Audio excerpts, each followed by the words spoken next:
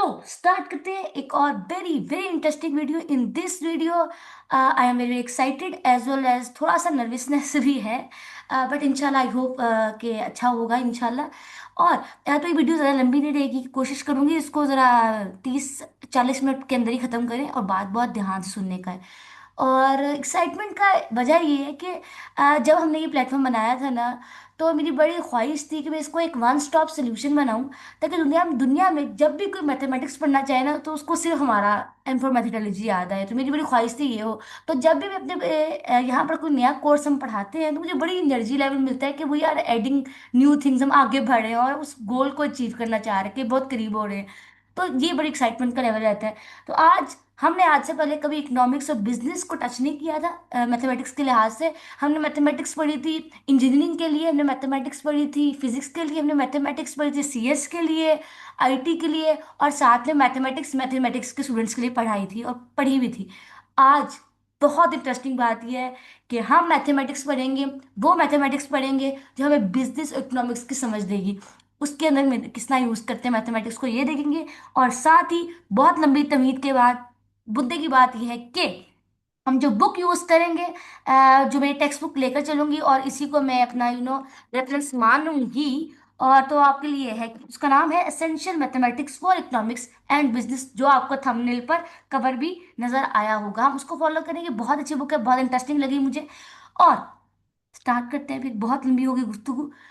Integration integration ना, पूरे mathematics का सबसे फेमस कोर्स जो है ना, वो कैलकुलस है। और कैलकुलस में सबसे फेमस चीज, ऑल दो कैलकुलस में लिमिट्स भी है, डिफरेंशिएशन भी है, मल्टीवेरिएबल कैलकुलस भी है, बहुत सारा कुछ है, लेकिन सबसे फेमस इंटीग्रेशन है। तो इंटीग्रेशन की बात करते हैं। इंटीग्रेशन है बहुत इंटरेस्टिंग है।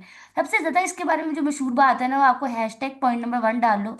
इट इज इट इज उल्टा ऑफ डेरिवेटिव। उल्टा, या फिर लिख लो reverse process of derivative. Of derivative. अब मैं आपको सारी वीडियो में 2-3 दफा प्रूफ कराऊंगी कैसे उल्टा है, ठीक है? अभी लिख लो, फिर बताते हैं। ठीक है, ये उल्टा है डेरिवेटिव का, पहली बात। दूसरी बात आपको इसके बारे में याद रखना है कि it gives area under the graph. अगर हम किसी चीज का, किसी भी ग्राफ का, फंक्शन का एरिया कैलकुलेट करना चाहते हैं, एरिया अंडर द ग्राफ, कैसे, ये देखो बहुत ध्यान से, कैसे, मेरी बात, मुद्दे की बात समझना, शायद इंशाल्लाह समझ आए। इधर देखो, दिस इज लेट से माई फंक्शन का ग्राफ है। ये कोई भी फंक्शन हो सकता है, ये मेरा डिमांड फंक्शन भी हो सकता है, ये मेरी सप्लाई फंक्शन भी हो सकता है, कुछ भी हो सकता है, यूटिलिटी फंक्शन भी हो सकता है, कोई भी फंक्शन हो सकता है। तो अब मैंने क्या करना, मैं फाइंड करना चाह रही हूँ कि कितना एरिया इसने कैलकुलेट किया। ये वाला एरिया यहाँ से लेकर फंक्शन ग्राफ शुरू हुआ और यहाँ एंड कर गया, तो इसको मैं ए कह लेती हूँ, इसको मैं बी कह लेती हूँ। मतलब स्टार्टिंग पॉइंट और एंडिंग पॉइंट है ग्राफ का रफली। तो इसका मतलब ये I want to calculate this area, right? तो अब मैं कैसे करूंगी? अब याद रखना, क्योंकि मैं इसका एरिया कैलकुलेट करना चाहती हूँ, तो मैं इंटीग्रेशन के अंदर हम क्या करते हैं, बहुत ध्यान से सुनना, थोड़ा जूम इन करूंगी मैं आपको बात समझाने के लिए। इसके अंदर घुसते हैं, थोड़ा सा और जूम इन करूंगी। इधर आओ, घुस गए अंदर। इधर देखो क्या हो, मैं इस एरिया को, ग्राफ के जो एरिया है उसको छोटे छोटे स्लाइसिस में कन्वर्ट करूंगी। मतलब एक बड़ा प्रॉब्लम था दुनिया में, हमने उस प्रॉब्लम को छोटे छोटे हिस्सों में डिवाइड किया। और हमने क्या किया, हमने क्या कहा कि हम पहले इस छोटे से पार्ट को एरिया कैलकुलेट करेंगे, छोटे से पार्ट का। इसका जो एरिया आएगा ना, बाकी सारे एरियाज को, इसके एरिया को हम करेंगे ऐड या सम करेंगे। टू कैलकुलेट सम की स्पेलिंग गलत हो गया, टू सम, सम। इस एक के एरिया हमने कैलकुलेट किया है, इस एरिया को हमें मल्टीप्लाई करूंगी, ऐड करूंगी, जितने पार्ट्स में डिवाइड किया, एक पार्ट में डिवाइड किया है, दो पार्ट में, तीन पार्ट में, चार पार्ट में, पांच पार्ट में, छह पार्ट में, सात पार्ट में, आठ पार्ट में, नौ पार्ट में। तो मैं इस एरिया को जो कैलकुलेट किया है, मैं इसको 9 बार, 9 दफा ऐड करूंगी, सम करूंगी, और मुझे एरिया मिल जाएगा इस बड़े से एफ ऑफ एक्स का। ये ऐसे ही है जैसे आपकी जिंदगी में कोई बहुत बड़ा मसला आ जाए, आप उस बड़े से मसले को छोटे छोटे हिस्सों में डिवाइड करें, और हर छोटे छोटे प्रॉब्लम को सॉल्व करते जाए, तो अल्टीमेटली बड़ा प्रॉब्लम सॉल्व हो जाता है। जैसे वो जो नहीं है, वो एटॉमिक हैबिट्स बुक थी, उसमें उन्होंने क्या कहा था, small changes can brick can bring big change, तो स्मॉल चेंज लेकर आने वो बिग चेंज लेकर आते हैं। तो यही होता है इंटीग्रेशन का बिग आइडिया, यही है कि हम छोटी छोटी छोटी छोटी चीज़ों को ऐड को छोटी छोटी चीज़ों के ऐड होने से उनको इंटीग्रेट का मतलब होता है चीज़ों को ऐड करना। यहाँ पर याद रखना, ये रखना। लेकिन जिन चीज़ों को हम ऐड करते हैं ना, उनको हम पहले छोटे छोटे हिस्सों में डिवाइड करते हैं। याद रखना है इंटीग्रेशन में, इंटीग्रेशन इज ऑल्सो समीशन, मैं यहाँ लिख सकती हूँ, it is also summation. Summation का मतलब होता है ऐड होना ही है, समीशन।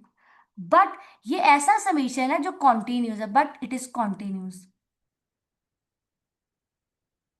थोड़ा सा डीप मैथमेटिक्स हो गया, आई एम वेरी सॉरी अगर किसी को समझना है, बट आई ट्राई कि ये समझ आए, ठीक है। ये वाली बात बहुत ध्यान से। तो तो हम किस तरह area under the graph find कर कर इंटीग्रेट करते हैं, उसका रफ सा आइडिया मैंने आपको दे दिया, रफ आइडिया, अल्लाह करे आपको समझाओ। हम आगे जाके इसको और भी पढ़ने की कोशिश करेंगे इंशाल्लाह, ठीक है। तो ब्रॉडर पिक्चर में रफ आइडिया तो यही है। इंटीग्रेशन में हम उल्टा छुल्टा करेंगे, area under the graph find करेंगे, और समीशन करते हैं किस तरह। अब आ जाओ, बहुत इंपॉर्टेंट बात है, जैसे हर काम को करने का कोई ना कोई तरीका होता है, ठीक है। जैसे खाना पकाने के बहुत सारे तरीके हैं। अब मैं आपको कहूँ बिरयानी पकाओ, तो आप मुझसे पहला सवाल करोगे कौन सी बिरयानी खानी है, बॉम्बे बिरयानी खानी है, सिंधी बिरयानी खानी है, कराची की बिरयानी खानी है, और कौन सी बिरयानी होती है, स्पेशल टिक्का बिरयानी, स्पेशल बिरयानी, टमकाम बिरयानी। तो बहुत सारी बिरयानियाँ होती हैं। सिमिलरली दुनिया में बहुत सारे फंक्शंस होते हैं, राइट।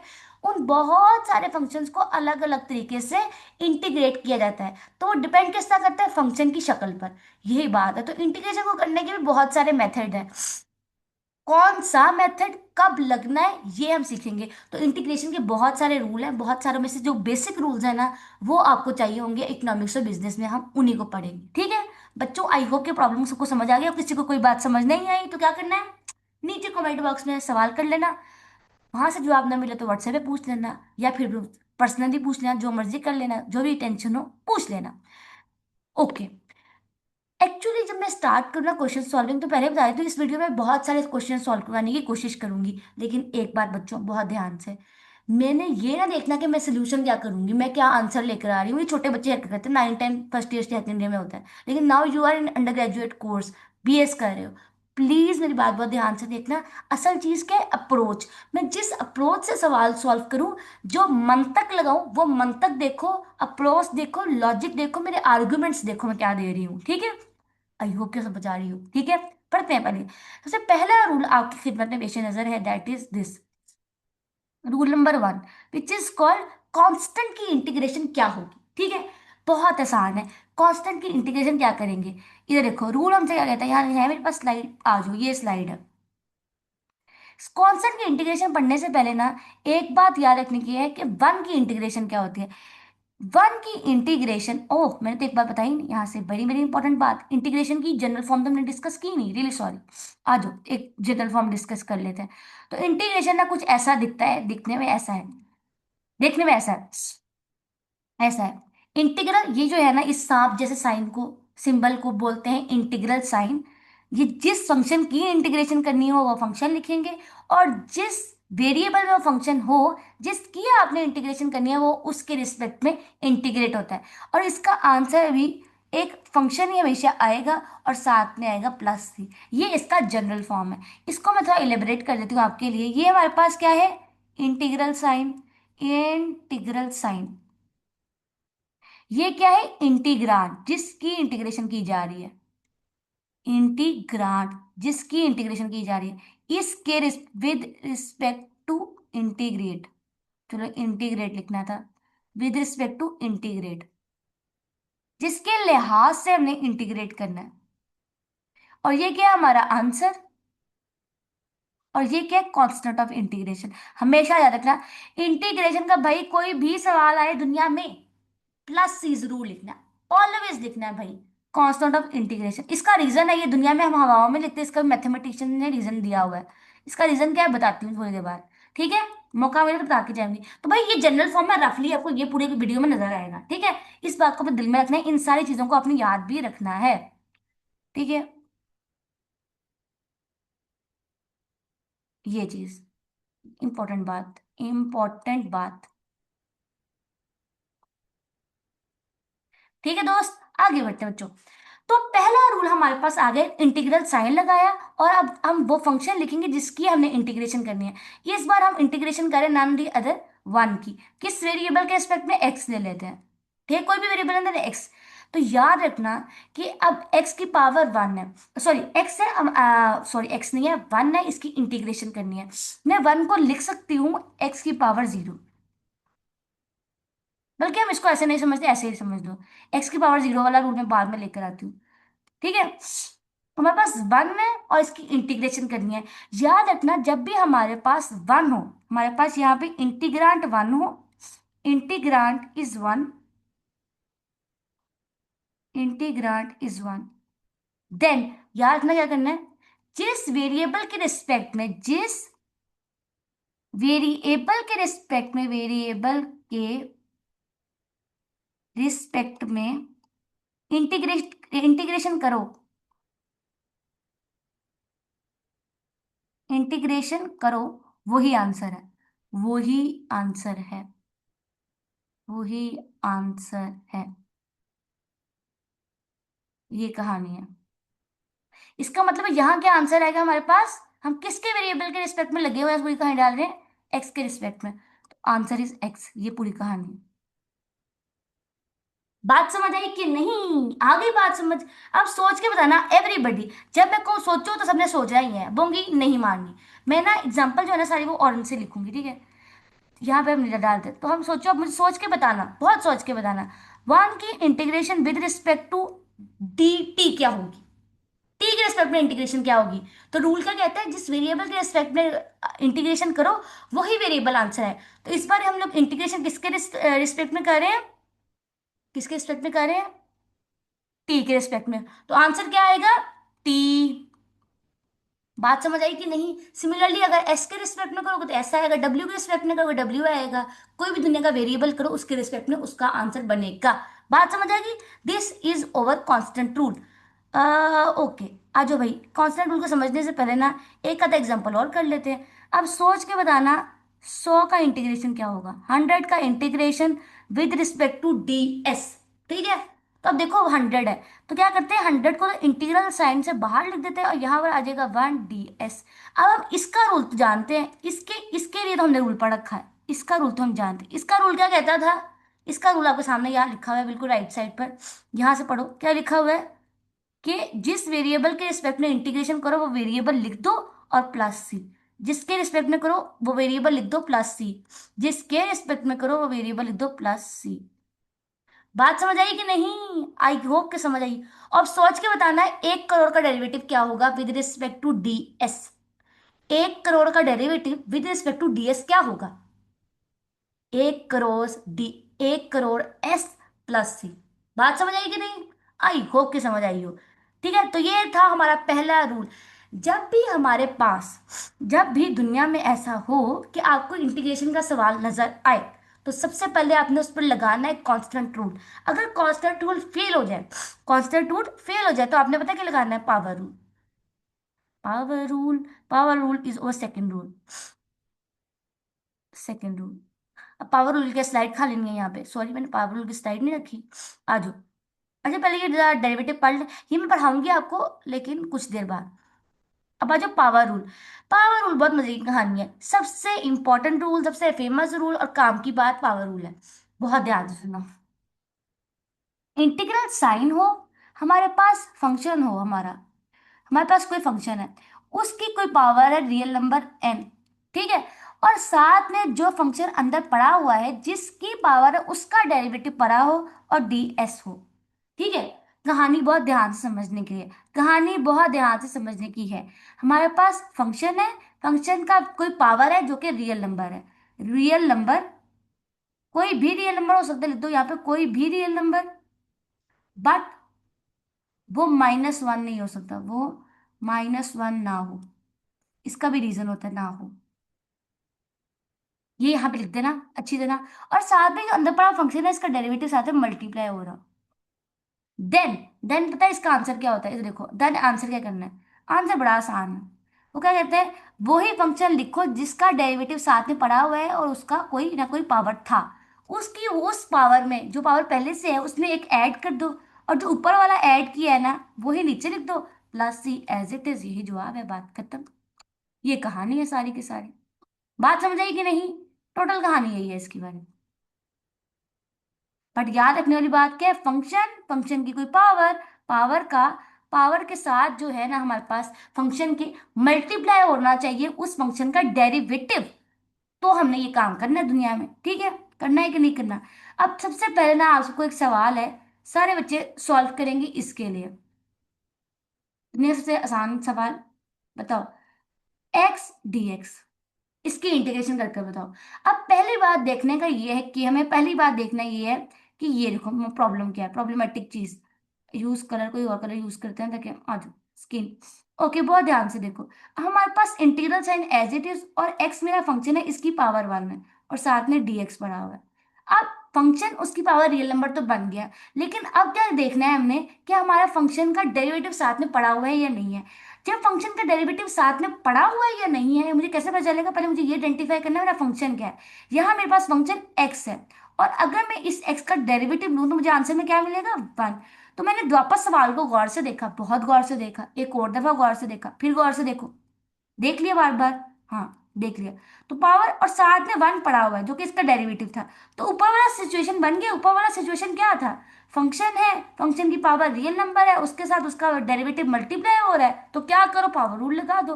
पावर रूल क्या कहता है? जो फंक्शन है उसकी पावर में एक ऐड कर दो, जो ऊपर ऐड करके बनना है उसको नीचे लिख दो, प्लस सी, बात खत्म। तो यहाँ हमारे पास क्या आ जाएगा? एक्स का square divided by 2 plus C, बात खत्म, एकदम खत्म। बात समझ आई? तो याद रखना, दुनिया में जब भी पहला कोई सवाल देखें इंटीग्रेशन का, सबसे पहले क्या अप्लाई करना है? Step number 1, constant rule. Constant rule हो गया, फिर अप्लाई करो पावर रूल। वो फेल हो जाए तो क्या करना है वो बताती हूँ अभी। चलो भाई, कुछ एक्सरसाइज के सवाल हैं, आओ सॉल्व करते हैं। बात फील करने की है, सब बच्चे पहले खुद सॉल्व करेंगे, फिर मेरे साथ आंसर मैच करेंगे। कर लिया सॉल्व? करो करो करो करो, स्टॉप करो वीडियो को और सॉल्व करो। चलो, इंटीग्रल साइन एक्स की पावर 4, और यहाँ पर आ जाएगा डी एक्स। अब डी एक्स ही क्यों आना है? क्योंकि जो मेरा फंक्शन अंदर पड़ा है वो एक्स के रिस्पेक्ट में है, तभी मैंने डी एक्स लिखा है। बात समझ आई? आई होप कि मुझे हवा में पता नहीं चला। ओके, अब देखो, अब हमारे पास क्या है? Integral sign as it is, और जो रियल नंबर है वो इस केस में बना है, तो एक्स की पावर रियल नंबर और डीएक्स। ठीक है, ये मेरी सिचुएशन बन गया है। लेकिन जो अंदर पड़ा फंक्शन है उसका डेरिवेटिव क्या है? जो एक्स है मेरा फंक्शन, इसका डेरिवेटिव क्या है? 1। तो यहाँ पड़ा हुआ है। तो अब देखो सिचुएशन बन गई, सिचुएशन ये बन गई है कि फंक्शन है, उसकी पावर जो है हमारे पास n है, साथ में उसका डेरिवेटिव है और dx है। सिचुएशन वो बन गई है ना? बन गई है कि नहीं? बन गई ना? चलो शुक्र है बन गई। अब क्या करना है? फंक्शन की जो पावर है उसमें एक ऐड कर दो, फंक्शन में जो ऊपर किया है उसी को नीचे लिख दो, प्लस सी। इसका आंसर क्या आ जाएगा? एक्स की पावर 5 डिवाइडेड बाई 5 प्लस सी, कहानी खत्म। बात समझ आई कैसे हमने किया यार कि नहीं? सबको समझ आ गई बच्चों? बच्चा पार्टी ध्यान से सुनो, फोकस होकर सुनो।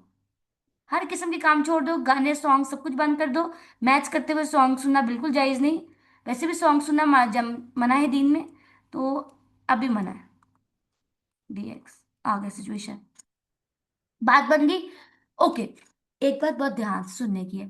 जब हमें कोई सवाल दिया जाएगा ना उसकी इंटीग्रेशन करने को, तो पहले हमने सवाल को थोड़ा गौर से देखते हैं कि जो सवाल हमें दिया गया है, क्या, जो सवाल हमें दिया गया है क्या उसकी थोड़ी सिंप्लीफिकेशन होती है? तो पहले हमने सिंप्लीफिकेशन करनी है। अगर यहाँ बहुत गौर से देखो तो वी हैव फंक्शन एक्स की पावर 4 ओवर एक्स की पावर 2। और अगर आप गौर से देखो तो यहाँ पर एक रूल लगना है, वो जो सिंपल इंडेक्सेस का रूल है, पावर रूल है, कि जब बेसिस सेम हो और पावर देखो एक दूसरे, बेसिस सेम है और पावर जो है ना वो, अगर मैं गौर से देखो, ऐसे देखो पावर ऐसे, एक्स की पावर 4 डिवाइडेड बाई एक्स की पावर -2, एक्स की पावर -2 को हम ऊपर ले आए, ठीक है, डीएक्स। बेसिस सेम है तो पावर हो जाएंगे आपस में हिसाब किताब, 4 - 2, उसके बाद क्या सिचुएशन होगी? एक्स की पावर 2, ये सिचुएशन बन गई। सिंप्लीफिकेशन हमने किया है क्योंकि इसने पावर बेसिस सेम थी ना, तो ऊपर नीचे हो सकता था, मामला बन सकते थे। तो एक्स की पावर 2, अब हमें इसकी इंटीग्रेशन कैसे करनी है? एक्स और उसकी पावर 2 है। एक्स क्या मेरा फंक्शन है, उसका डेरिवेटिव क्या होता है भाई? एक्स का डेरिवेटिव होता है 1, इसका मतलब है 1 साथ में पड़ा हुआ है, तो एक्स की पावर यहाँ पे dx आएगा। इसका मतलब हमारा इसका आंसर क्या आएगा? एक्स की पावर 3 डिवाइडेड बाय 3 प्लस सी, ये आंसर।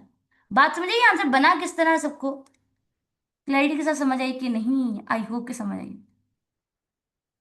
निकला है। ठीक है, उसके बाद हमारा नेक्स्ट क्वेश्चन है which is called, next slide है, चलो नेक्स्ट स्लाइड पे लिखते हैं।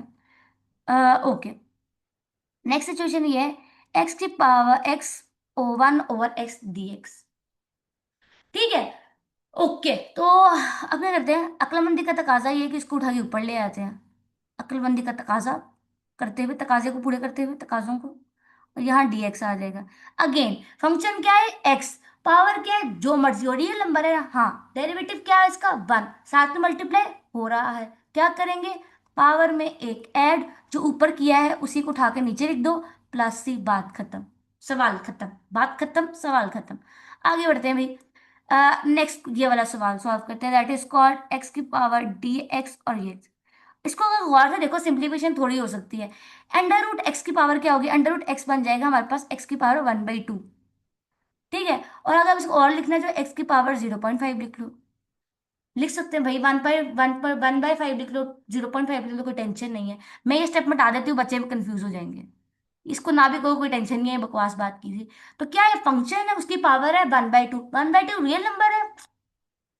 एग्जैक्टली है, घूम ना जाना यार, है। तो साथ मल्टीप्लाई हो रहा है 1, हाँ जी हो रहा है। फंक्शन क्या है, एक्स, क्या करेंगे, पावर जो भी है भाई उसमें एक ऐड कर दो, जो ऊपर किया है उसको उठा के नीचे ही लिख दो, बात खत्म, सवाल खत्म। ठीक है जी, बन गई बात की नहीं? आगे बढ़ते हैं भाई, नेक्स्ट क्वेश्चन, लास्ट क्वेश्चन है, स्लाइड और नीचे है, चलो भाई। एक सवाल रहा, लास्ट वाला रह गया, दैट इज इट। इसको देखते हैं हम, सही कह रहा है, ये बहुत आसान सवाल है। 1/√x3। ओके, सोचो क्या होगा, सबसे पहले सब बच्चे सॉल्व करें, ट्राई टू सॉल्व इट यार। हो गया, फिर सिंप्लीफिकेशन होगा। यहाँ पर अगर गौर से देखो तो ये सिचुएशन बनती है, 3/2। ठीक है, 1/2 एक्स, अंडर रूट की पावर थी ना, 3 अंदर था, 3/2 बन गया। बात समझ आई कि नहीं? आई हो क्या, आई हो किस तरह हो। तो अब इस तरह कहते 3/2 को उठा के ऊपर ले जाओ। अब वही सिचुएशन बन गया, -3/2 पावर है एक्स की, -3/2 रियल नंबर है। एग्जैक्टली है, आ गया याद, शुक्र है आ गया। 1/2 रियल नंबर है, तो क्या करेंगे, अगेन वही -3/2 में ऐड कर दो प्लस, और जो ऊपर किया उसको उठा के बेटा एज इट इज नीचे लिख दो, प्लस सी, बात खत्म, सवाल खत्म। तो that is it. Power rule हमने सीख लिया। पावर रूल हमसे क्या कहता है, एक बार बहुत ध्यान से सुनना, हमारा जो भी फंक्शन है उसकी पावर कोई ना कोई रियल नंबर हो, कोई भी कोई रियल नंबर हो, और साथ में जो फंक्शन है ना उसका डेरिवेटिव पड़ा हो, तो क्या करना है, जो फंक्शन है, डेरिवेटिव से हमें कोई लेना देना नहीं, डेरिवेटिव बस फॉर्मूले का पार्ट था। डेरिवेटिव को हमने यूज कर लिया, और यूज करके टिश्यू पेपर की तरह घर से बाहर निकाल दिया, फेंक दिया भाई, यूज किया टिश्यू पेपर की तरह और बाहर फेंक दिया भाई, बात खत्म।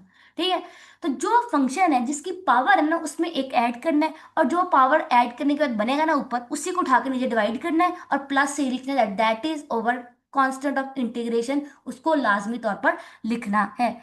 आगे बढ़ते हैं, द नेक्स्ट स्टेप इज, और ओके, सो हमने आपको यहाँ ऊपर लिखवाया था कि जो पावर रूल है ना उसके अंदर कभी हमने -1 नहीं लिखना, ऐसा क्यों है? अब -1 लिख के दिखाते हो, अगर पावर -1 हो जाए पावर रूल में तो क्या होगा।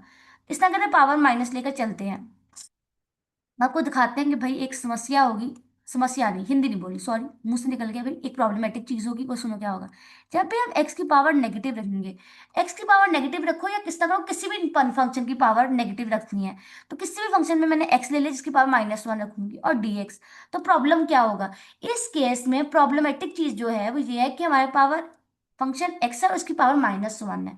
इसका मतलब है जो फंक्शन है उसका डेरिवेटिव क्या बनेगा, डेरिवेटिव ऑफ एक्स क्या बनेगा, 1। इसका मतलब साथ में 1 पड़ा हुआ है, तो सीधा सीधा क्या लगेगा, सीधा सीधा सी बात है, पावर रूल लगेगा, जैसा कि हमने आपको पढ़ाया अभी। तो अब पढ़ लगा ले, लगा लो। इसका मतलब है एक्स, एक्स के पावर में आना है हमारे पास -1। रूल क्या कहता था कि जो भी पावर है उसमें एक ऐड कर दो, रूल क्या कहता था जो ऊपर किया उसको उठा के नीचे लिख दो और प्लस सी कर दो। लेकिन हम तो सिंप्लीफिकेशन की, तो यहाँ पर क्या बनेगा, एक्स की पावर 0, उससे हमें कोई प्रॉब्लम नहीं है, और नीचे डिवाइड बाय 0 बनेगा। ये प्रॉब्लमेटिक चीज है, क्योंकि हमें डिनोमिनेटर में 0 मिल रहा है, और ये हमारे फंक्शन को अनडिफाइंड बना रहा है। This is the problem.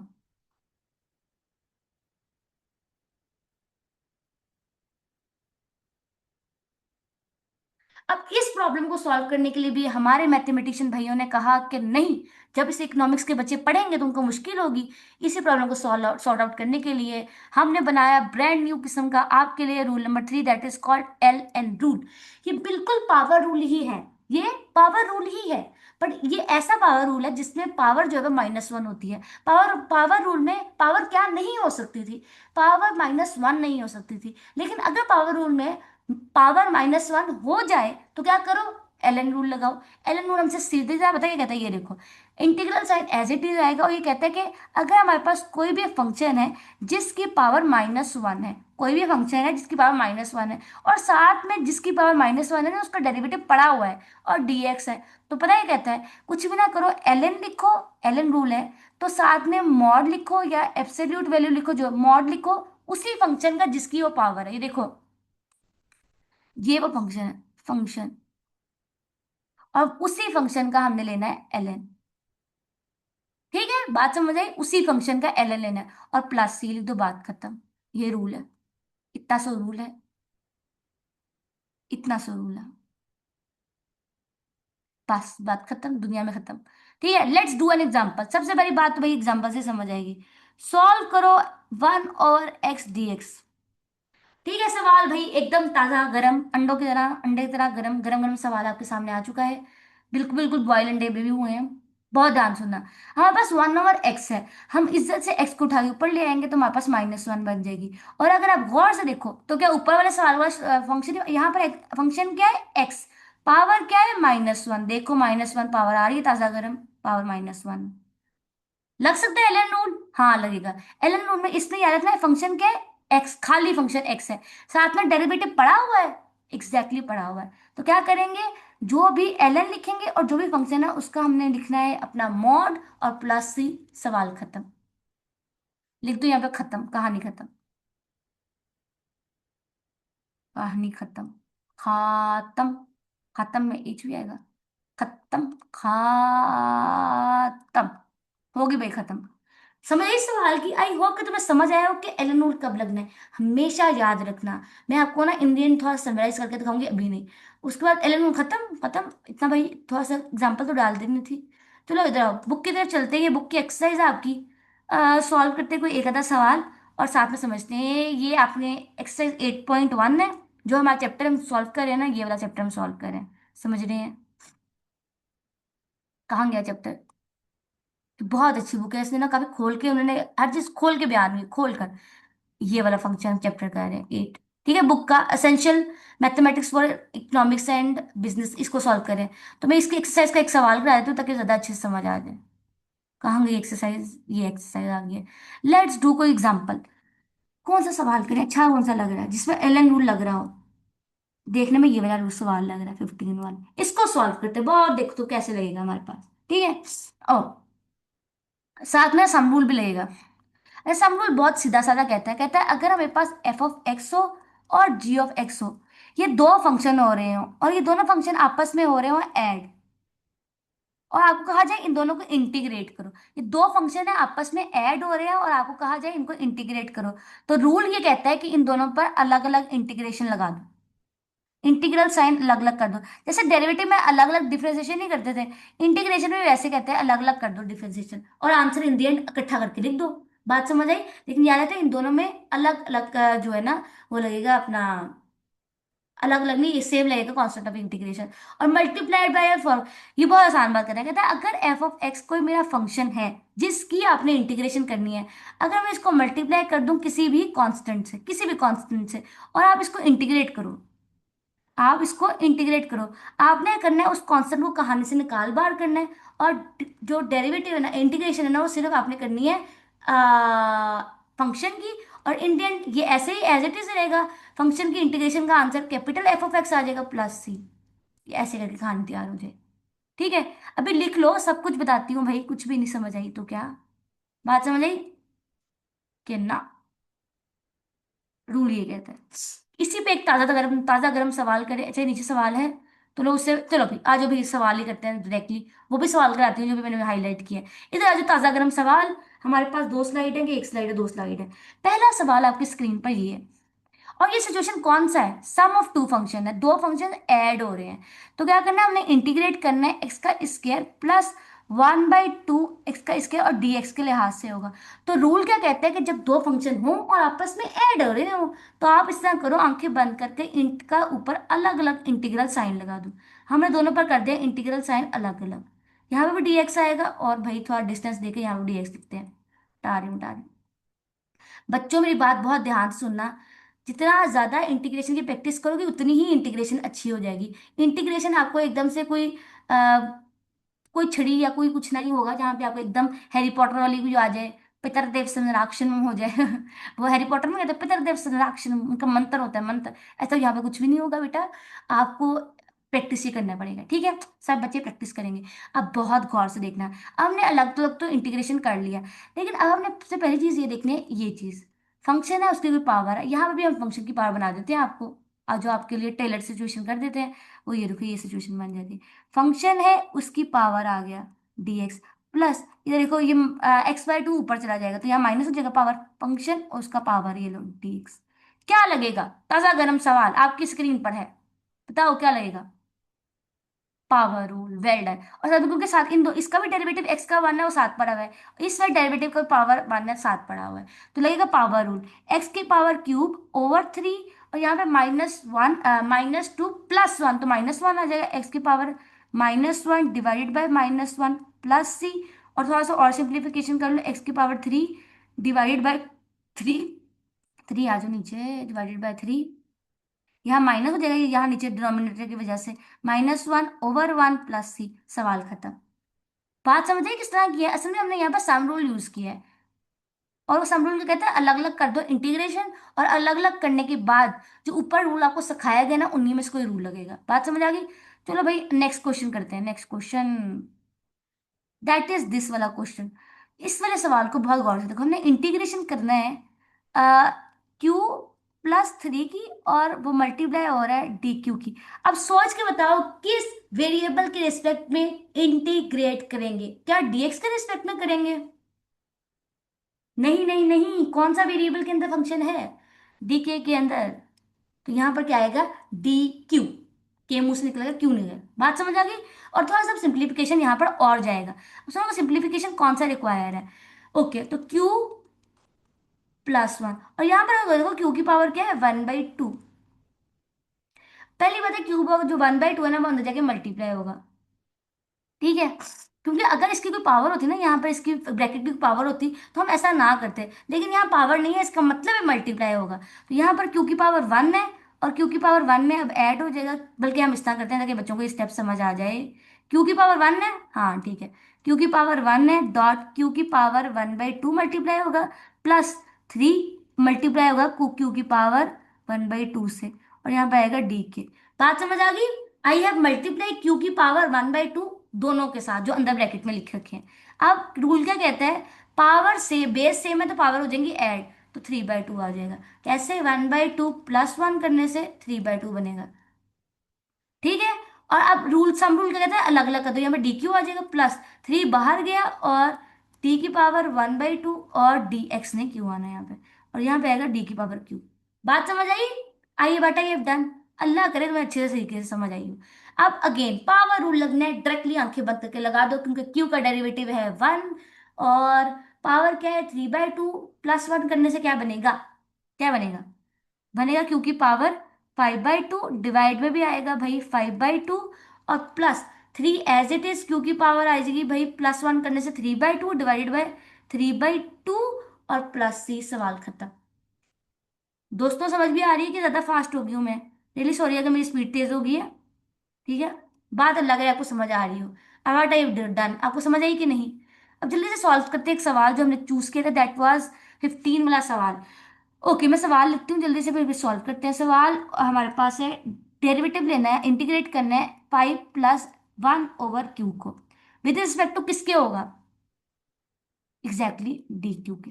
बात समझे, क्योंकि जिस वेरिएबल के रिस्पेक्ट में फंक्शन मौजूद है उसके रिस्पेक्ट में करना है। अब पहली बात हमें सवाल को देखकर आया है कि एक ये है और एक ये है, उन दोनों में क्या हो रहा है भैया, एडिशन। तो रूल क्या कहता है, सबसे पहले कि इनको अलग अलग करो, तो डी इंटीग्रल 5 डी क्यू हो जाएगा, plus 1/q as it is, यहाँ पे आएगा डी क्यू, रूल के मुताबिक। और यहाँ देखो 5 जो है वो बाहर चल जाएगा इंटीग्रल साइन के, और यहाँ 1 आ जाएगा, डी क्यू आ जाएगा। और यहाँ पे देखो इधर आगे क्यू ऊपर जाके क्या हो जाएगा, -1 और डी क्यू, ये सिचुएशन बन गया। अब देखो 1 का इंटीग्रेशन क्या होता है, जिस वेरिएबल के रिस्पेक्ट में करे वो वेरिएबल ही आंसर आ जाएगा, तो क्यू आ गया। यहाँ पर देखो क्यू की पावर क्या है, -1, और क्यू का डेरिवेटिव क्या है, 1, वो साथ में पड़ा हुआ है, ये देखो नजर आ गया। तो क्या लगेगा, एल एल रूल, सब कुछ वेल डन। एल एन लगेगा और क्यू आएगा, +c, बात खत्म। ये सवाल का जवाब है हमारे पास, ये सवालों का जवाब है। आपने हमसे सवाल किया, हमने आपको जवाब दे दिया, एकदम जवाब आ गया आपके। ठीक है, बात समझ आई कि नहीं। एक तो ये मैंने सवाल नंबर 15 सॉल्व कराया एक्सरसाइज का। एक और बहुत अच्छा सवाल मुझे नजर आ रहा है, आओ देखते हैं कोई अच्छा सा, एक और अच्छा सा सवाल कर लेते हैं। कौन सा अच्छा सवाल है, ये भी अच्छा लग रहा है वैसे, जैसे इसी टाइप का जैसे मैंने सॉल्व करवाया, कर लेना इंशाल्लाह आपसे हो जाएगा। ठीक है, ओके। अब मैं थोड़ी सी समरी बयान कर देती हूँ आपके सामने, समराइज कर देती हूँ चीजों को कि हमने क्या सीखा। बहुत ध्यान से, बिल्कुल आपने इसको ऐसे याद रखना जैसे गेम के लेवल होते हैं। पहले आप लेवल 1 करोगे, फिर उसके बाद आपको लेवल 2 पे जाने की इजाजत होगी, उसके बाद लेवल 3 पर जाओगे, फिर लेवल 4 पे जाओगे, फिर लेवल 5 पर जाओगे। ठीक है, तो सबसे पहला लेवल क्या है कि आपने सवाल को देखते ही देखना है कि क्या उसमें कांस्टेंट रूल यूज हो रहा है। सबसे पहले आपने जो भी इंटीग्रेशन का सवाल है उस पर क्या अप्लाई करना है, constant rule. Constant rule fail हो जाए तो आपने अप्लाई करना है पावर रूल, और अगर पावर रूल फेल हो जाए तो आपने क्या लगाना है, L rule. L rule fail हो जाए तो आपने देखना है कि सम रूल लगेगा। सम और या और डिफरेंस, यहाँ पे डिफरेंस का मतलब है कि दो फंक्शन माइनस हो रहे हो ना, तभी वही करना है। डिफरेंस मेथड है वैसे, ये रूल नहीं है, मेथड लिख लो। और अगर कांस्टेंट से मल्टीप्लाई हो रहा है तो कांस्टेंट बाहर आ जाएगा, मल्टीप्लाइंग बाय कांस्टेंट मेथड।